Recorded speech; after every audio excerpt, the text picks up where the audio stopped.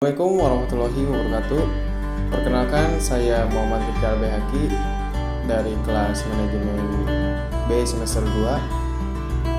Kali ini saya akan menjelaskan tentang materi manajemen koperasi dan UKM.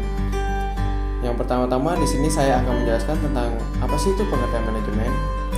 Pengertian manajemen itu sendiri adalah suatu ilmu yang mempelajari bagaimana cara mencapai tujuan dengan efektif dan efisien dengan menggunakan bantuan atau melalui orang lain.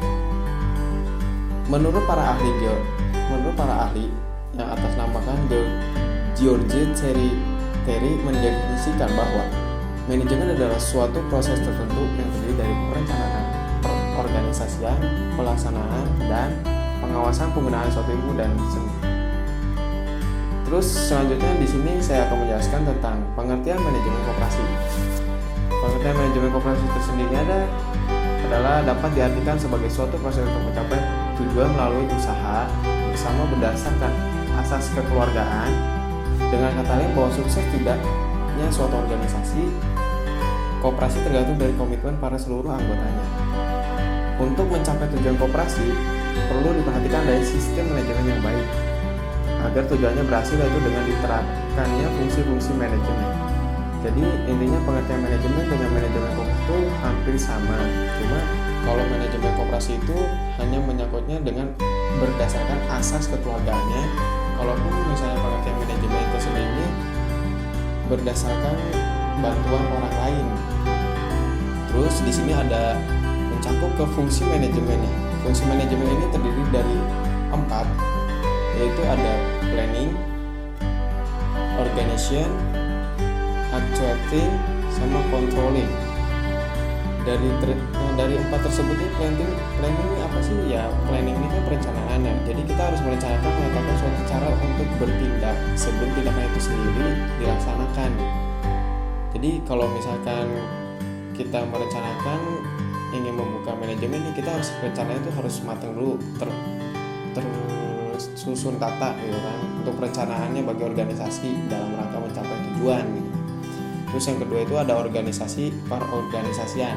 Organisasi tersendiri ini adalah sekelompok manusia yang bekerja sama, di mana kerjasama tersebut direncanakan dalam bentuk struktur organisasi gitu kan.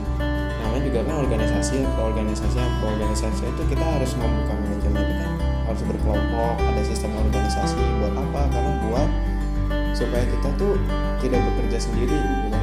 Namanya juga kan manajemen perlu bantuan orang lain ataupun memiliki asas kekeluargaan gitu kan. Terus selanjutnya itu ada penggerakan untuk bekerja, actuating salah satunya, ya dibangun untuk memberdayakan masyarakat dari kesulitan, kekurangan, kelemahan, dan kemiskinan.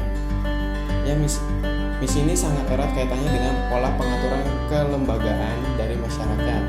Jadi penggerakan untuk bekerja itu ya istilahnya hampir sama kayak dengan SDM, sistem sumber daya manusia. Jadi kita harus mengetahui gimana caranya untuk mengarahkan suatu SDM gitu kan, sumber dayanya manusia itu sendiri. Kita bisa harus kayak apa ya, contohnya kayak model kita mengurus ataupun mensusun rencana gitu. Terus yang keempat ini terakhir ada controlling itu atau pengawasan atau pengendalian. Pengawasan adalah merupakan tindakan atas proses kegiatan, mengetahui hasil pelaksanaan, kesalahan, kegagalan, kemudian melakukan perbaikan dan mencegah terulangnya kembali kesalahan tersebut. Jadi kita untuk memiliki manajemen itu harus memiliki yang namanya pengawasan. Kalau misalnya kita tidak mengawasi suatu proses, bakalan tidak akan tertata dengan rapi gitu, tidak akan tersusun. Oke, mungkin segitu saja dari saya untuk penjelasan tentang manajemen koperasi dan UKM.